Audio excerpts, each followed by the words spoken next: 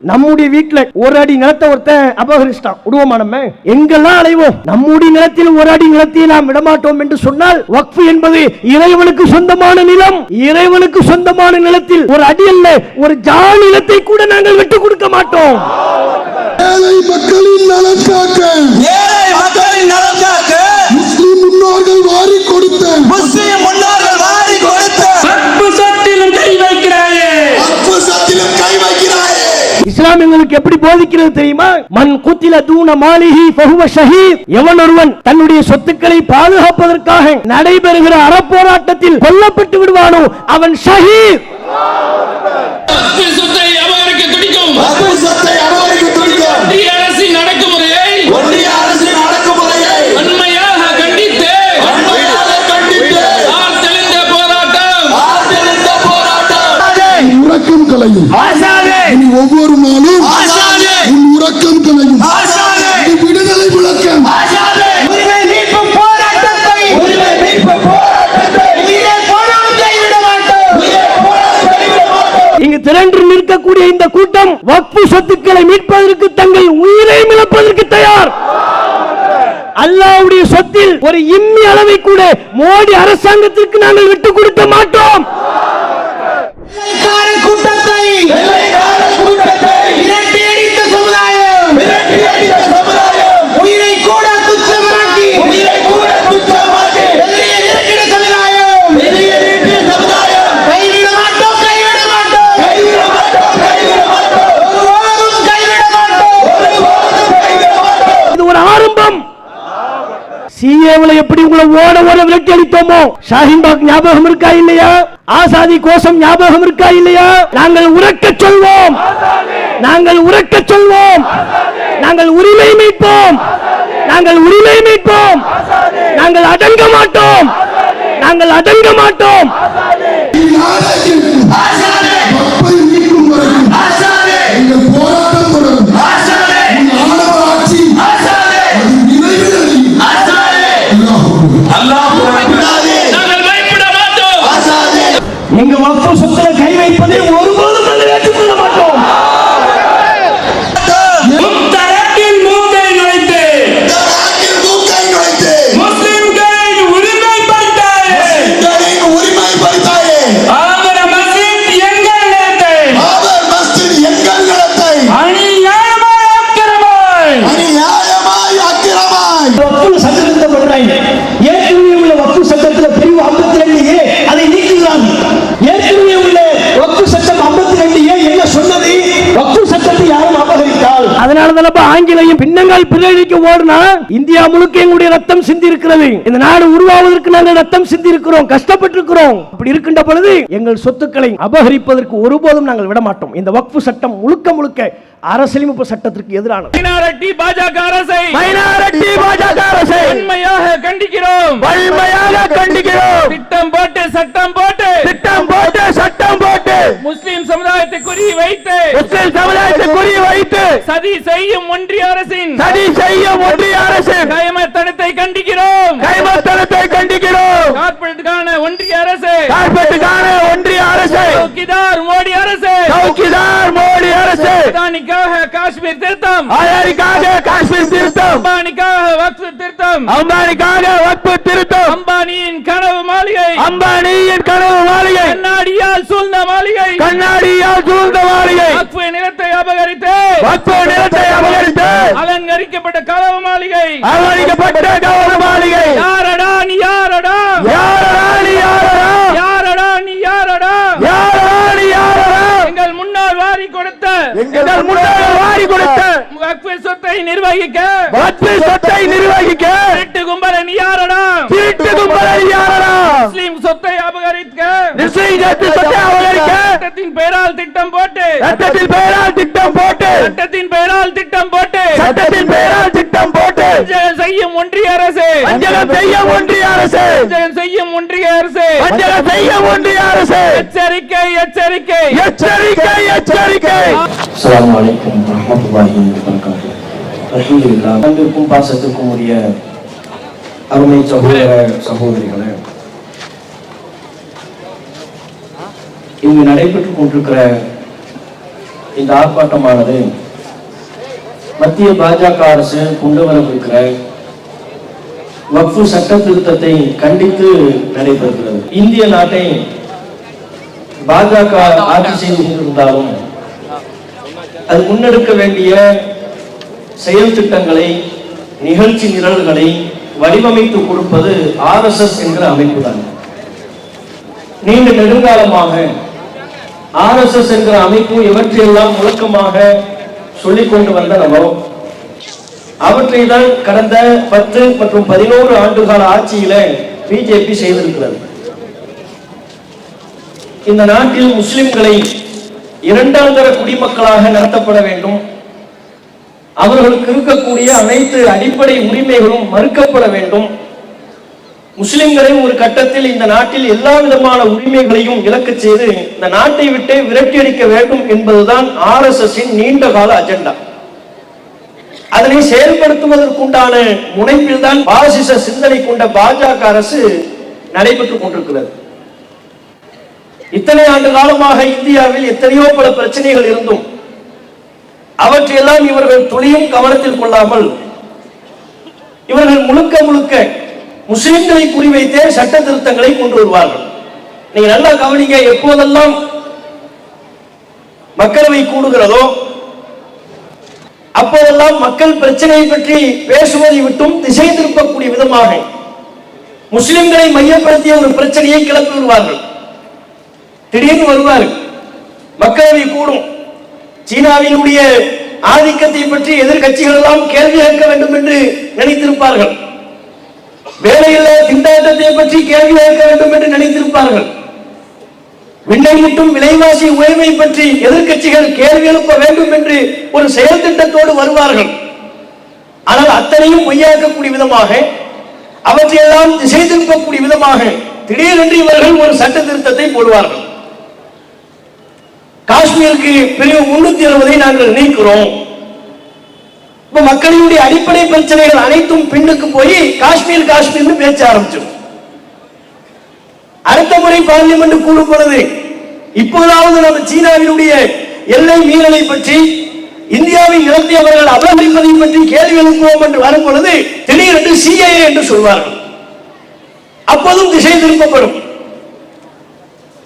அடுத்த முறை கூடுகின்ற பொழுது முத்தலாக்கு தடை சட்டம் என்பார்கள். அடுத்த முறை கூடுகின்ற பொழுது பொது சிவில் சட்டத்தை கொண்டு வரலாம் இருக்கிறோம் ஒரு பொருளியை கிளப்பி விடுவார்கள். அடுத்த முறை கூடுகின்ற பொழுது ஒரே நாடு ஒரே சட்டம் கொண்டு வந்தால் என்ன, மோடிஜி கேள்வி எழுப்பிட்டு அவர் ஃபாரின் போயிருவார். அந்த வரிசையில் தான் இப்போது இந்த மாதத்தின் இறுதியிலே பார்லிமெண்ட் கூடவிருக்கக்கூடிய நேரத்தில் எத்தனையோ மக்கள் பிரச்சனைகள் இருக்கிறது, அவற்றையெல்லாம் எதிர்க்கட்சிகள் எழுப்ப வேண்டிய ஒரு கட்டாயத்தில் இருக்கின்ற பொழுது அவற்றை திசை திருப்பக்கூடிய விதமாக ஒரு கெட்ட நோக்கத்தோடு வக்ஃபு சட்ட திருத்தம் என்கிற ஒன்றை அவர்கள் கையில் எடுக்கிறார்கள். இதுவும் RSSஇன் அஜெண்டா தான். நீண்ட நெடுங்காலமாக RSS முழங்கிக் கொண்டிருந்ததுதான். முஸ்லிம்களுக்கு எது இந்த நாட்டில் இவ்வளவு சொத்துக்கள், அவற்றையெல்லாம் அபகரிக்க வேண்டும் என்று பச்சையாக RSS வகைராக்கள் முழங்கிக் கொண்டிருந்தார்கள். அவர்களது பத்திரிகையில் எழுதி கொண்டிருந்தார்கள். அப்போதெல்லாம் நாம் கவனமற்றிருந்த நேரம், இவர்கள் ஆட்சி கட்டில் வந்ததற்கு பிறகு வசதியாக அவற்றை கையில் எடுத்து முஸ்லிம்களுக்கு இந்த நாட்டில் சொந்தமான வக்ஃபு சொத்துக்களை அபகரிக்க பார்க்கிறார்கள். முதல்ல வக்ஃபு சொத்துனா என்ன தெரியுமா? இந்தியாவில் இருக்கக்கூடிய லட்சக்கணக்கான வக்ஃபு சொத்துக்கள், சுமார் 9 லட்சம் ஏக்கர், 1 ஏக்கர் 2 ஏக்கர் இல்லை, 1 லட்சம் 2 லட்சம் ஏக்கர் அல்ல, 9 லட்சம் ஏக்கர். அதன் மதிப்பு மட்டுமே பல லட்சம் கோடி. அவ்வளவு வக்ஃபு சொத்துக்கள் இந்தியாவில் முஸ்லிம்களுக்கு இருக்கிறது. இந்த சொத்துக்கெல்லாம் நமக்கு யார் தந்தது? மோடிஜி தந்தாரா? மோடிஜியுடைய ஃபாதர் தந்ததா? எவன் விட்டு அப்படும் நமக்கு தந்ததல்ல, நம்ம பாட்டன் நம்ம முப்பாட்டன் நமக்கு தந்தது. நம்முடைய முன்னோர்கள் நம்ம நாட்டிலே பள்ளிவாசல்களை எழுப்பிக் கொள்வதற்கும் முஸ்லிம்களின் ஏனைய தேவைகளை நிறைவேற்றிக் கொள்வதற்கும் இன்ன பிற இஸ்லாம் வலியுறுத்துகிற நல்ல பணிகளுக்காக வேண்டி ஆங்காங்கே பல்வேறு சொத்துக்களை தானமாக வழங்கி சென்றார்கள். அவற்றில் யாருக்கும் உரிமை இல்லை, இறைவனுக்கு மட்டும்தான் உரிமை என்று வக்ஃபு செய்தார்கள். இறைவனுக்கு உரிமையாக்கப்பட்ட சொத்துக்கள் தான் வக்ஃபு சொத்துக்கள்.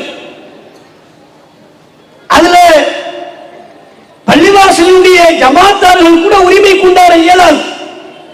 நம்மை படைத்த ரப்பு இறைவன் அல்லாஹ் ஒருவன் மட்டுமே வக்ஃபு சொத்துக்களுக்கு அதிபதி.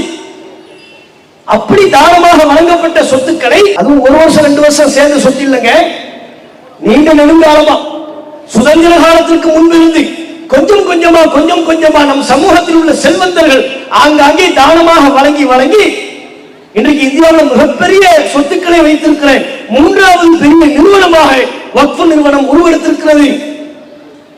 இந்த நாட்டிலே அதிகமான சொத்துக்களை வைத்திருக்கிற நிறுவனம் என்று எடுத்துக்கொண்டால் முதலில் ராணுவத்துக்கு அரசாங்கமே எடுத்துக்கொண்ட சொத்துக்கள் அது. 2வது ரயில்வே துறை அரசாங்கம் ஒதுக்கீடு செய்த சொத்துக்கள். அதற்கு அடுத்தபடியாக 3வது வக்ஃபு அரசாங்கம் தந்த சொத்தல்ல, முஸ்லிம் முன்னோர்கள் தந்த சொத்துக்கள். பாஜக அரசு கண்ணை உறுத்துது. முஸ்லிம்களுக்கு இவ்வளவு சொத்து இருக்கேன், இவற்றையெல்லாம் அவர்கள் திட்டமிட்டு சரியாக செயல்படுத்திவிட்டால் முஸ்லிம்களில் ஏழைகள் யாரும் இருக்க மாட்டார்கள். முஸ்லிம்களில் விதவை பெண்கள் கவலைப்பட வேண்டிய கஷ்டப்பட வேண்டிய அவசியம் இல்லை. கல்வி நிலையங்களை அமைத்துக் கொள்வதற்கு யாரிடத்திலும் போய் கெஞ்ச வேண்டிய தேவையில்லை.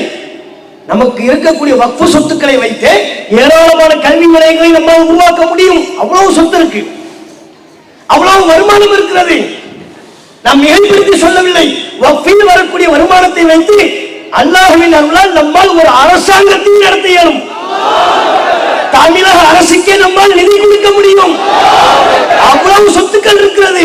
கேட்பாரற்று இருக்கிறது, கவனிப்பாரின்றி இருக்கிறது, முறையான செயல் திட்டம் இல்லாமல் இருக்கிறார். நம்ம தான் மந்தமா இருப்போம், பிஜேபி காரன் மந்தமா இருப்பானா? ஆஹா, இவ்வளவு சொத்துல இவங்களுக்கு இருக்கு, இவங்க நம்ம அடிமைப்படுத்த பார்க்கிறோம், இவர்கள் மேலிருந்து வந்துவிடக் கூடாது என்று நினைக்கிறோம்.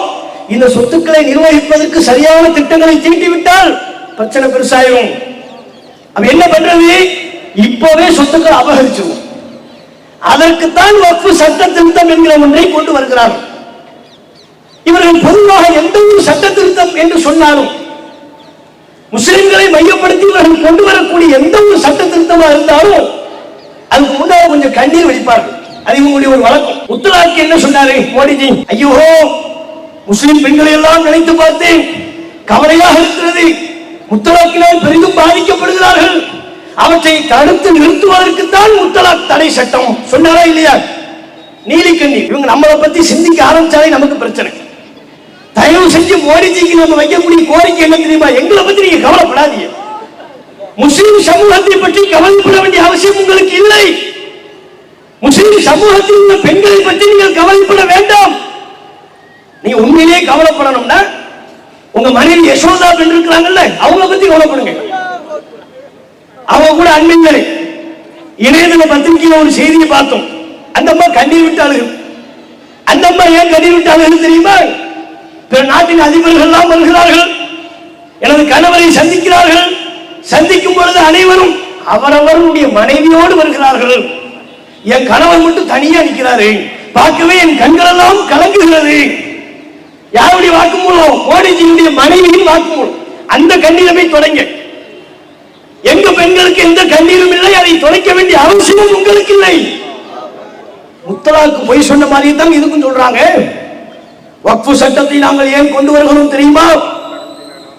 வக்ஃபு சொத்துக்கள்லாம் ஆக்கிரமிப்பு பணி செய்து கொண்டிருக்கிறார்கள். ஆக்கிரமிப்பாளர்களை தடுத்து நிறுத்த வேண்டும், அவர்களை அடக்க வேண்டும், அவர்களை ஒடுக்க வேண்டும். அதற்கு தான் இந்த சட்ட திருத்தம். பொய், எல்லாம் பொய். அது உண்மைன்னு சொன்னால் முதல்ல நீ என்ன தெரியுமா பண்ணணும்? மகாராஷ்டிராவில் அம்பானி அண்டிலா ஹவுஸ் ஒரு வீடு கட்டியிருக்கிறார், பெரிய பங்களா. அது அவருக்கு சொந்தமான நிலம் இல்லை, கட்டப்பட்ட பில்டிங் தான் அவருக்கு சொந்தமானது. நிலம் அனாதை சிறுவர்களுக்குரியது, வக்ஃபு செய்யப்பட்ட சொத்து. அது வக்ஃபு சொத்துல உங்க நண்பர் அம்பானி வீடு கட்டி இருக்கிறார்ல, பங்களா கட்டி இருக்கிறார், அதை முதல்ல எங்களுக்கு மீட்டி தாங்க, அதுக்கப்புறம் தான் உங்களை நாங்க நம்புவோம். மோடிஜி நம்ம நம்ப முடியுமாங்க? நம்ம விஷயத்துல இவர் கவலைப்படுறாருன்னா நம்பக்கூடிய கூட்டமா இது? பாபர் மஸ்ஜித் பள்ளிவாசலை அநியாயமாக இடித்த கூட்டம் நீங்கள். உங்களை நாங்க எப்படி நம்ப முடியும்? இடிச்சு விட்டு பள்ளிவாசல் தேர்ந்த கூட்டம். 500 வருஷ காலமா அந்த பள்ளிவாசல் இருக்கு, 450 வருஷத்துக்கும் மேல அங்க பள்ளிவாசல் இருக்கு. அதை இடிச்சு விட்டு தொல்லியல் ஆய்வு என்ன இங்க பள்ளிவாசல் இருந்துச்சான்னு பார்ப்போம். ஏன்னா இருக்கும்போது எங்க கண்டு எங்கடா இருந்துச்சு? இருக்கிற பள்ளிவாசல் இடிச்சு விட்டு அதுக்கப்புறம் தோண்டி பார்த்தாங்க, பள்ளிவாசல் இருக்கான்னு நாங்க தேடிட்டு இருக்கிறோம். கீழே தோண்டா எப்படா பள்ளிவாசல் இருக்கும்? தோண்டி பார்த்தோம், கீழே பள்ளிவாசல் இருந்ததற்குரிய எந்த அறிகுறியும் இல்லை. கீழே இமாமுக்கு ரூம் ரோபா போட்டு வைப்போம், கீழே இமாம் மோதினாருக்கு இடம் ஒதுக்கி விடு செஞ்சு வைப்போம். அப்ப இருக்கிற பள்ளிவாசலை இடிச்சு போட்டு அதற்கு பிறகு நடித்த கூட்டம், அந்த நிலத்தை நம்மிடமிருந்து அநியாயமாக சட்டத்திற்கு புறம்பாக அபகரித்த கூட்டம். இவங்க வக்ஃப் சொத்தை பாதுகாக்கிறோம்னு சொன்ன நம்ப முடியுமா? பாபர் மஸ்ஜிதை மட்டுமா எங்களிடமிருந்து பறித்தீர்கள்? டெல்லி ஷாஹி ஈத்கா மஸ்ஜித் அதன் பாதுகாப்பை கேள்விக்குறியாக்கி விட்டீர்கள். கியான் வாபி மஸ்ஜித் அதன் பாதுகாப்பை கேள்விக்குறியாக்கி விட்டீர்கள். இந்த நாட்டில் உள்ள ஏராளமான பள்ளிவாசல்களின் பாதுகாப்பை கேள்விக்குறியாக்கிய நீங்கள் எங்க பள்ளிவாசலை பாதுகாக்கிற கூட்டமா நீங்க? அப்படி சொன்னால் உங்களை நாங்கள் நம்பிவிடுவோம் என்று நினைத்தீர்களா? அந்த அளவுக்கு நாங்கள் முட்டாளா? அப்ப இவர்களின் பசப்பு வார்த்தைகளை இஸ்லாமிய சமூகம் ஒருபோதும் நம்பாது. இதுல சட்ட திருத்தம்ங்கிற பேர்ல என்ன கொண்டு வராங்க தெரியுமா?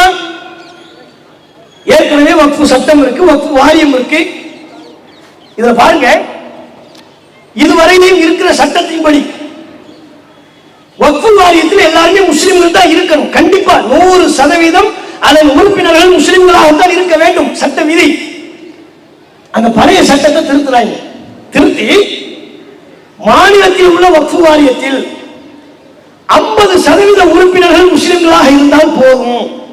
அப்படின்னா மிச்சமுள்ள 50% முஸ்லிம் அல்லாதவர்களை கொண்டு நிரப்புவார்கள். முஸ்லிம் அல்லாதவர்கள் என்றால் யார்?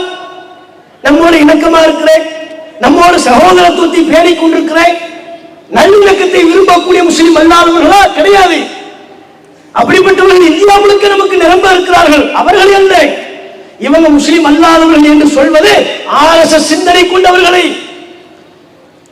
பள்ளிவாசலுக்குள்ளே சிலையை எடுத்து வைக்கும் பொழுது எந்த கூட்டம் அமைதி காத்ததோ, ஊப்பில புல்டோசரை கொண்டு வட மாநிலங்களில் முஸ்லிம்களின் வீடுகளை இடிக்கும் போது எந்த கூட்டம் அமைதி காத்ததோ, எந்த சித்தாந்தம் நமது நாட்டின் தேச தந்தை காந்தி அவர்களை கொலை செய்ய தூண்டியதோ அந்த சித்தாந்தத்தை பின்பற்றக்கூடிய கூட்டம் அந்த முஸ்லிம் அல்லாதவர்கள் RSS வகைராக்கள். அவங்கள உள்ள திணிக்க பார்க்கிறாங்க. வக்ஃப்ல எதுக்கு நீ வர்ற? மத்தியில் உள்ள வக்ஃப் கவுன்சில்ல 2 முஸ்லிம் அல்லாத உறுப்பினர் கண்டிப்பா இருக்கணும், சட்ட விதி கொண்டு வராங்க. புதுசா இவர்கள் திருத்தக்கூடிய விதியை கொண்டு வருகிறார்கள். மத்தியில் உள்ள வக்ஃப் வாரியத்தில், வக்ஃப் கவுன்சில்ல 2 முஸ்லிம் அல்லாத உறுப்பினர் கண்டிப்பா இருக்கணும். மாநிலத்தில் உள்ள வக்ஃப் வாரியத்திலையும் 2 முஸ்லிம் அல்லாத உறுப்பினர் கண்டிப்பா இருக்கணும். 50% மேல முஸ்லிம் அல்லாதவர்கள் இருக்கலாம். எப்படி பாருங்க இவங்க திட்டம். இப்ப வக்ஃப்ங்கிறது என்ன? எங்க பள்ளிவாசல நிர்வாகம் பண்ற சப்ஜெக்ட், எங்க மையவாடிகளை, எங்க மதரசாக்களை நிர்வாகம் பண்ற சப்ஜெக்ட். இதுல அரசாங்கம் உங்களுக்கு என்ன வேலை? நீ ஏன் தலையிடுறிய? எங்க பள்ளிவாசல் எங்க முத்தவள்ளிகள் நிர்வகிக்க மாட்டார்களா? ஜமாத்து தலைவர்கள் நிர்வகிக்க மாட்டார்களா? அவங்க பார்த்துக்குவாங்கப்பா. எங்க முன்னோர்கள் இருக்கிறார்கள், ஜமாத் தலைவர்கள் இருக்கிறார்கள், முத்தவள்ளிகள் இருக்கிறார்கள். அவங்க நிர்வகிக்க வேண்டிய விஷயத்தை இவங்க ஒரு 2 பேரை உள்ள அனுப்பி நீ பாருங்கிறாங்க. இதே கான்செப்ட், இதே அளவு போல ஏனைய விஷயங்களுக்கு பொருத்த முடியுமா?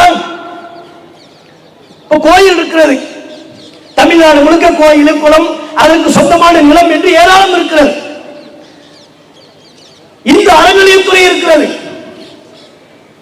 இந்த அறநிலையத்துறையில ஒரு இந்துவுக்கு பதிலாக முஸ்லிமை கொண்டு போட்டால் தமிழ்நாட்டில் உள்ள இந்து மக்கள் ஏற்பார்களா? இதை நம்ம காழ்ப்புணர்வுல கேட்கல, நாங்களே ஏற்க மாட்டோம். அது தப்பு, அது தேவையில்லாதது. கோயில்களை இந்து மக்கள் தான் நிர்வகிக்கணும். சர்ச்சுகள், தேவாலயங்களை கிறிஸ்தவர்கள் தான் நிர்வகிக்க வேண்டும். அதுபோல் பள்ளிவாசல்களை, மையவாடிகளை, பள்ளிவாசலுக்கு சொந்தமான சொத்துக்களை முஸ்லிம்கள் தான் நிர்வகிக்க வேண்டும். இது அரசமைப்பு சட்டம் நமக்கு தந்திருக்கிற உரிமை. அரசியலமைப்பு சாசனம் சட்ட விதி பிரிவு 25, பிரிவு 26, பிரிவு 30 இவை அனைத்தும் மிக தெளிவாக சிறுபான்மை சமுதாய மக்கள் தங்களுக்கென்று சொத்துக்களை ஏற்படுத்திக் கொள்ளலாம், பள்ளிகளை கட்டலாம், பள்ளி வாசல்களை ஏற்படுத்தலாம், அவற்றை அவர்களே நிர்வகிக்கலாம். அரசு தலையீடு செய்யக்கூடாது, சட்ட விதி சொல்லுது. அப்படி அரசியலமைப்பு சட்ட விதிக்கு மாத்தமா நீங்க உள்ள நுழைவீங்க, உங்க சிந்தனை கொண்டவர்களை உள்ளக்குள்ள கொண்டு போய் சேர்ப்பீங்க. அதை நாங்க ஏத்துக்கணுமா? வேலைக்கு பாப்பம் நினைப்பீங்களா? எங்க வக்ஃப் சொத்துல கை வைப்பதை ஒருபோதும் நாங்கள் ஏற்றுக்கொள்ள மாட்டோம். எங்கள் ஜமாத்தார்களுக்கு முத்தவலிகளுக்கு அவர்களுக்கு வழங்கப்பட்டிருக்கிற அதிகாரத்தை நீ பறிக்க நினைத்தால் உங்கள் அதிகாரம் கைவிடக்கூடிய வகையில் உங்களுடைய அதிகாரத்தை தவறவிடக்கூடிய வகையிலான மிகப்பெரிய மாற்றத்தை ஏற்படுத்துவோம். ஜனநாயக போராட்டங்களின் வாயிலாக என்ன நினைச்சுக்கிட்டு இருக்கீங்க? இந்த சமுதாயத்தை பத்தி உங்கள் பார்வைதான் என்ன? இந்தியாவில் பள்ளிவாசலை இடிக்கலாம், முஸ்லிம் பெண்கள் தொடர்புடைய சட்டங்களை என்னன்னா நம்ம சொல்லலாம், குரான்ல கை வைக்கலாம், பள்ளிவாசல் அத்துமீறி உள்ள நுழையலாம், கேட்பதற்கு நான் நினைச்சீங்களா? இங்க உங்களுக்கு அதிகாரம் இருக்குது என்று நீங்கள் ஆட்டம் போடலாம். இந்த ஆட்டம் எல்லாம் இந்த உலகத்தில் மட்டும்தான். நாங்கள் நம்பக்கூடிய நிலையான மறுமையில் உங்கள் ஆட்டத்திற்கு முடிவு கட்டப்படும். முஸ்லிம் அல்லாதவர்கள் உள்ள நுழைக்கிறாங்க. இது முதல் திருத்தம். அடுத்த தெரியுமா செய்யறாங்க? முஸ்லிம் அல்லாதவர்கள் முஸ்லிம்களுக்கு எந்த தானத்தையும் செய்யக்கூடாது, வக்ஃப் பண்ணக்கூடாதுங்கிறாங்க. முஸ்லிம் அல்லாதவர்கள் தானம் பண்ணா உனக்கு என்ன பிரச்சனை? இந்த நாட்டில் எல்லாருக்கும் தானம் பண்ணிட்டு தான் இருக்கிறாங்க. முஸ்லிம்கள் இந்துக்களுக்கு தானம் செய்கிறார்கள், இந்துக்கள் முஸ்லிம்களுக்கு தானம் செய்கிறார்கள். மதத்திற்கு அப்பாற்பட்டு தானம் செய்யக்கூடிய வழக்கம் நம் சமூகத்தில் காணப்படுகிறது. இவங்க வக்ஃபுக்கு நிலம் சேர்ந்து இருக்கிற நிலத்தை அபகரிக்கணும், புதுசா எந்த நிலமும் சேர்ந்து விடக்கூடாது. அதுக்கு என்ன சட்டம்? முஸ்லிம் அல்லாதவர்கள் வக்ஃபுக்கு தானம் செய்யக்கூடாது, புதிய சட்ட திருத்தம். அப்ப இதே சட்ட திருத்தத்தை எதுக்கு கொண்டு வாங்க? முஸ்லிம்கள் இந்து மக்களுக்கோ இந்து கோவில்களுக்கோ அரசாங்கத்திற்கோ எதையும் தானம் செய்தால் அதை பெறக்கூடாது, அதையும் கேட்டு சொல்லு. சரிதானே? முஸ்லிம்கள் எங்களுக்கு வரி தர வேண்டிய தேவையில்லை, அப்படியா சொல்லு. ஜிஎஸ்டி வரி முஸ்லிம்கள் கட்ட வேண்டாம். நாங்க சாப்பிடும் போது மோடிஜி நீங்களும் பக்கத்தில் உட்கார்ந்து இருக்கிறீங்க. நம்ம குடும்பமா ஹோட்டல்ல போய் சாப்பிட்டோம், நீங்க 18% யாருக்கு கொடுக்கிறோம்? மோடிஜிக்கு. மறைமுகமா நம்ம கண்ணுக்கு தெரியாம அவரும் பக்கத்தில் உட்கார்ந்து இருக்கிறார். நீங்க டீ குடிச்சாலும் அவரும் சேர்த்தா குடிக்கிறார். அப்படி என்று சொன்னால் அப்ப முஸ்லிம்கள் தானம் பண்ண உங்களுக்கு என்ன பிரச்சனை? இது மத நல்லிணக்கத்தை கெடுக்கலையா? தெளிவா ஒரு மனப்பார்வையில மக்களை பாகுபடுத்தக்கூடிய ஒரு சட்டமா இல்லையா? அது மட்டும் இல்லாம இன்னொரு சட்ட திருத்தம் சொல்றாங்க பாருங்க. புதிய சட்ட திருத்தத்துல புதிதாக இஸ்லாத்தை ஏற்றுக்கொண்டவர் தானம் செய்வதாக இருந்தால் அவர் 5 வருஷம் கழிந்ததற்கு பிறகுதான் தானம் பண்ணணும். ஏப்பா அந்த 5 வருஷத்துக்கு அவர் என்ன பண்ண போற?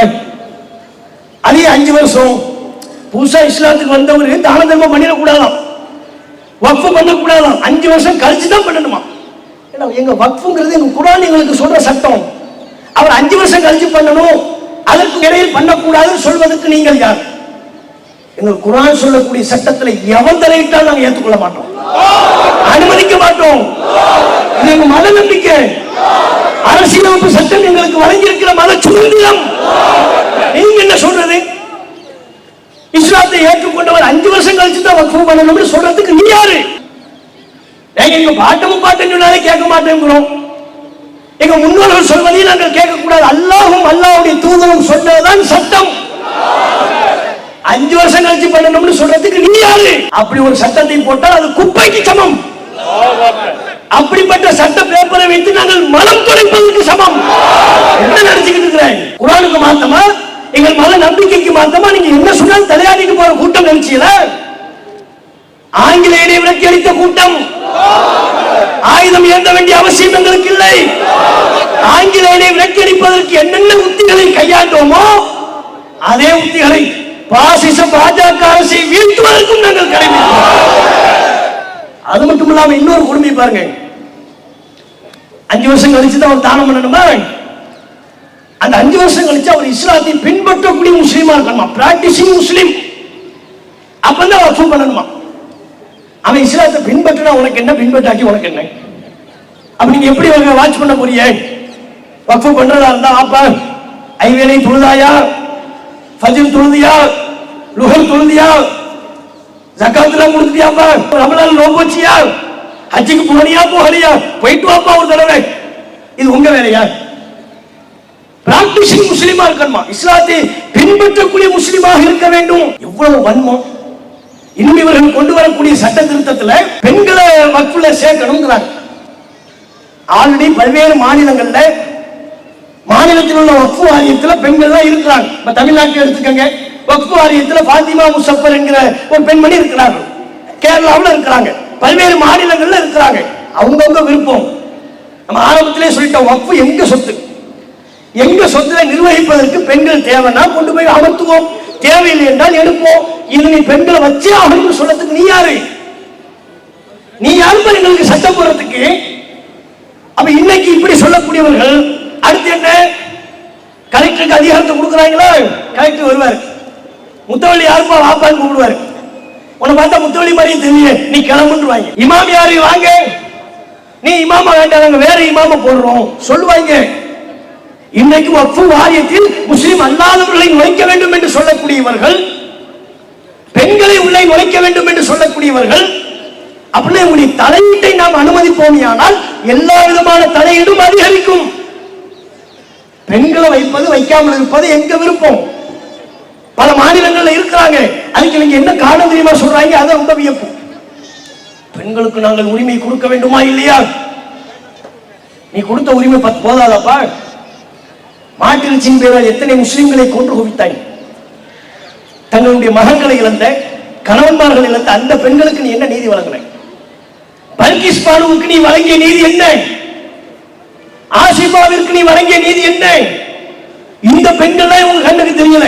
பல்கிஸ் பானு தெரியல, ஆசிபா தெரியல. ஜெய் ஸ்ரீராம் என்கிற கோஷத்தின் பெயரால் எத்தனை ஆண்கள் கொல்லப்பட்டார்கள், அதன் பேரில் எத்தனை முஸ்லிம் பெண்கள் விதவியாகி போனார்கள், ஆதரவற்றவர்களாகி போனார்கள். அந்த பெண்கள் உங்க கண்ணுக்கு தெரியல. வக்ஃபு சட்டத்துல பெண்களை கொண்டு போய் போடுங்கிறாங்க. உனக்கு என்ன அந்த வேலை? அது மட்டுமா, கர்நாடகாவில் தலைமுக்காடு போட்டார்கள் என்று சொல்லி நம் சமூகத்தை சார்ந்த முஸ்லிம் பெண்மணிகளின், பல்லாயிரக்கணக்கான முஸ்லிம் பெண்மணிகளின் கல்வியை பறித்தவர்கள். உன்னை எப்படிப்பா நாங்க நம்புறது? நீ கல்வி படிப்பது எங்கள் பெண்களுக்கு பாதுகாப்பு வழங்குவதற்கல்ல. முத்தலாக்கு தடை சட்டம் கொண்டு வந்தாங்க. இஸ்லாத்துல முத்தலாக் கிடையாது. முஸ்லிம்கள் முத்தலாக்கை ஏற்கலை. ட்ரிபிள் தலாக்குங்கிறது, ஒரே நேரத்தில் 3 தலாக் சொல்வது இஸ்லாத்துல இல்லை. ஆனா இவங்க முத்தலாக்கு தடை சட்டம் ஒன்று கொண்டு வந்து அதுல சட்ட திருத்தம் எப்படி செய்தார்கள்? முத்தலாக்கு சொன்னா 10 வருஷ காலம் சிறை தண்டனை. இது ஒரு பக்கமா. இது வக்ஃபுல சட்ட திருத்தம் பண்றாங்க. ஏற்கனவே உள்ள வக்ஃபு சட்டத்தில் பிரிவு 52A அதை நீக்குகிறார்கள். ஏற்கனவே உள்ள வக்ஃபு சட்டம் 52A என்ன சொன்னது? வக்ஃபு சட்டத்தை யாரும் அபகரித்தால், வக்ஃபு சட்டத்தை யாரும் முறைகேடு செய்தால் அவர்களுக்கு 2 வருஷம் சிறை தண்டனை என்று சொல்லுகிறார். அதை நீக்கிறாங்க. அப்படின்னா என்ன? சிறை தண்டனை கிடையாது, ஜெயில இல்லப்பா, இஷ்டத்துக்கு நீ லவட்டிக்க. ஆக்கிரமிப்பாளர்களுக்கு வழி திறந்து விடுகிறார்கள். ஏற்கனவே உள்ள வக்ஃபு சட்டத்தில் வக்ஃபு நிலங்களை அபகரித்தால் சிறை தண்டனை என்று இருந்த சட்டத்தை இவங்க நீக்கிறாங்களே. இவங்க நோக்கம் என்ன? வக்ஃபு சட்டம் பாதுகாக்கிறதா? புத்தி உள்ளவன் அப்படி நம்புவானா? நீ 2 வருஷம்ங்கிறத நீக்கிட்டு 10 வருஷம் சிறை தண்டனை சொன்னா உன்னை நம்பலாம். நீக்கிட்டு இப்ப சிறை தண்டனையே இல்லைங்கிறாங்க. ஒரு இடத்துல சொல்கிறார்கள் 50,000 ரூபாய் அபராதம் கொடுத்தா போதுங்கிறாங்க. அப்ப நீங்க கோடிக்கணக்கில் நிலத்தை அபகரிக்க வேண்டியது. அதுக்கு முன்கூட்டியே பஞ்சாயத்துல போய் 50,000 ரூபாய் கொடுத்துட்டு வந்துட வேண்டியது. ஏன்? அது 50,000 ரூபாய் அபராதம் கொடுத்தா போதுங்கிறாங்க. நிலத்தை பற்றி அளவீடு இல்லை, அதை பற்றி வரையறை இல்லை, வெறும் 50,000 கொடுத்தா போதுங்கிறாங்க. இவர்கள் முழுக்க முழுக்க நம்முடைய சொத்துக்களை அபகரிக்கக்கூடிய நோக்கத்தில், அம்பானி அத்தானிகளுக்கு தாரை வார்க்கக்கூடிய நோக்கத்தில் தான் இந்த சட்ட திருத்தத்தை கொண்டு வரவிருக்கிறார்கள். இதை நாம் எதிர்க்க வேண்டுமா இல்லையா? எதிர்க்க வேண்டுமா இல்லையா? நம்முடைய வீட்டுல ஒரு அடி நிலத்தை ஒருத்தன் அபகரிச்சிட்டான், விடுவோமா? நம்ம விடுவோமா? எங்கெல்லாம் அலைவோம். நம்முடைய நிலத்தில் ஒரு அடி நிலத்தை நாம் விடமாட்டோம் என்று சொன்னால், வக்ஃபு என்பது இறைவனுக்கு சொந்தமான நிலம். இறைவனுக்கு சொந்தமான நிலத்தில் ஒரு அடி அல்ல, ஒரு ஜான் நிலத்தை கூட நாங்கள் விட்டு கொடுக்க மாட்டோம். இஸ்லாம் எங்களுக்கு எப்படி போதிக்கிறது தெரியுமா? மன் குத்தில தூன மாலிஹி ஃபஹுவ ஷஹீத். எவன் ஒருவன் தன்னுடைய சொத்துக்களை பாதுகாப்பதற்காக நடைபெறுகிற அறப்போராட்டத்தில் கொல்லப்பட்டு விடுவானோ அவன் ஷஹீத். இங்கு திரண்டு நிற்கக்கூடிய இந்த கூட்டம் வக்ஃபு சொத்துக்களை மீட்பதற்கு தங்கள் உயிரை இழப்பதற்கு தயார். அல்லாஹ்வுடைய சொத்தில் ஒரு இம்மி அளவை கூட மோடி அரசாங்கத்திற்கு நாங்கள் விட்டுக் கொடுக்க மாட்டோம். நீங்க சட்டம்னா நாங்க பயந்துருவோமா? பூச்சாண்டி காட்டினா நாங்க பயந்து ஒடுங்கிடுவோமா? நடுங்கிடுவோமா? இது ஒரு ஆரம்பம் தான். தமிழ்நாடு முழுக்க நேற்றும் இன்றைக்கும் நமது ஜமாத்தின் சார்பாக ஆங்காங்கே பல்லாயிரக்கணக்கான மக்கள் திரண்ட போராட்டம் இது ஒரு ஆரம்பம். நீ சட்டத்தை கொண்டு வந்து பாரு, பார்லிமெண்ட்ல பேசு. சிஏவுல எப்படி உங்களை ஓட ஓட விரட்டி அடித்தோமோ, ஷாஹின்பாக் ஞாபகம் இருக்கா இல்லையா? ஆசாதி கோஷம் ஞாபகம் இருக்கா இல்லையா? திரும்ப ஒரு தடவை ஆசாதி சொல்லணுமா உங்களுக்கு? ஆசாதி, நாங்கள் உரக்க சொல்வோம், நாங்கள் உரக்க சொல்வோம், நாங்கள் உரிமை மீட்போம், நாங்கள் உரிமை மீட்போம், நாங்கள் அடங்க மாட்டோம், நாங்கள் அடங்க மாட்டோம். போதுமா? ஆசாதின்னு சொல்லிட்டா போதும். எங்க சமுதாயத்தில் உள்ள பிள்ளைகள், சிறு பிள்ளைகள் கூட எப்படி தெரியுமா வளர்த்தெடுக்கப்பட்டிருக்கிறாங்க? ட்ரெஸ் போட்டு வெளியே வந்துருவான். ஆசாதியா எங்க போராட்டம், எங்க போராட்டம், எங்களையும் கூட்டி போங்க. அப்படி உருவாக்கி வச்சிருக்கிறோம். இஸ்லாம் எங்களை அப்படி உருவாக்கி இருக்கிறது, போர் வீரர்களாக உருவாக்கி வைத்திருக்கிறது. அதனால தான் ஆங்கிலேயும் பின்னங்கால் பிறழிக்க ஓடுனா இந்தியா முழுக்க எங்களுடைய ரத்தம் சிந்தி இருக்கிறது. இந்த நாடு உருவாவதற்கு நாங்கள் ரத்தம் சிந்தி இருக்கிறோம், கஷ்டப்பட்டிருக்கிறோம். அப்படி இருக்கின்ற பொழுது எங்கள் சொத்துக்களை அபகரிப்பதற்கு ஒருபோதும் நாங்கள் விட மாட்டோம். இந்த வக்ஃபு சட்டம் முழுக்க முழுக்க அரசியலமைப்பு சட்டத்திற்கு எதிரானது. இங்கே ஆட்சியாளர்களுக்கு, ஆளும் கட்சி எதிர்க்கட்சி அனைவருக்கும் நாம் சொல்லிக்கொள்ள விரும்புவது, தமிழ்நாடு தௌஹீத் ஜமாத் இந்த ஆர்ப்பாட்டத்தை முன்னெடுப்பதற்கு முன்பு தமிழகத்தில் உள்ள அத்தனை கட்சி தலைவர்களையும் சந்தித்தோம். வக்ஃபு சட்டத்தை எதிர்க்க வேண்டும் என்கிற கோரிக்கையை முன்வைத்தோம். முதல்வர், எதிர்க்கட்சி தலைவர், ஏனைய கட்சி எம்பிக்கள் அனைவரும் இந்த சட்டத்தை எதிர்ப்பதாக ஒருமித்து சொன்னார்கள். இதை நாங்கள் இடமளிக்க மாட்டோம், அனுமதிக்க மாட்டோம் என்று சொன்னார்கள். ஆகவே நீ அங்கு கொண்டு வரும் பொழுது எங்கள் சமூகத்திற்காக குரல் கொடுக்கக்கூடிய நாடாளுமன்ற உறுப்பினர்கள் அவர்களுடைய கருத்தணையில் நீ பின்னங்கள் பிடியடிக்க ஓடுவாய். இறைவனுடைய உதவி நமக்கு இருக்கிறது. ஆகவே இந்த போராட்ட குணத்தில் நாம் உறுதியாக நின்று மத்திய பாஜக அரசு அடுத்தடுத்து எவற்றை கொண்டு வந்தாலும் இதைவிட பிரம்மாண்டமான வீரியமான ஜனநாயக போராட்டத்தின் மூலமாக பாஜக அரசை மண்ணை கவ செய்ய வேண்டும். அல்லாஹ் நமக்கு அருள் புரிவான் என்று கூறி என்னுடைய உரையை நிறைவு செய்து கொள்கிறேன். அஸ்ஸலாமு அலைக்கும் வரஹ்மத்துல்லாஹி வபரகாத்துஹு. இஸ்லாம் மற்றும் சமுதாய செய்திகளை அறிந்து கொள்ள தமிழ்நாடு தௌஹீத் ஜமாஅத் யூடியூப் பக்கத்தை உடனடியாக சப்ஸ்கிரைப் செய்து கொள்ளுங்கள். மேலும் பெல் பட்டனையும் கிளிக் செய்து கொள்ளுங்கள்.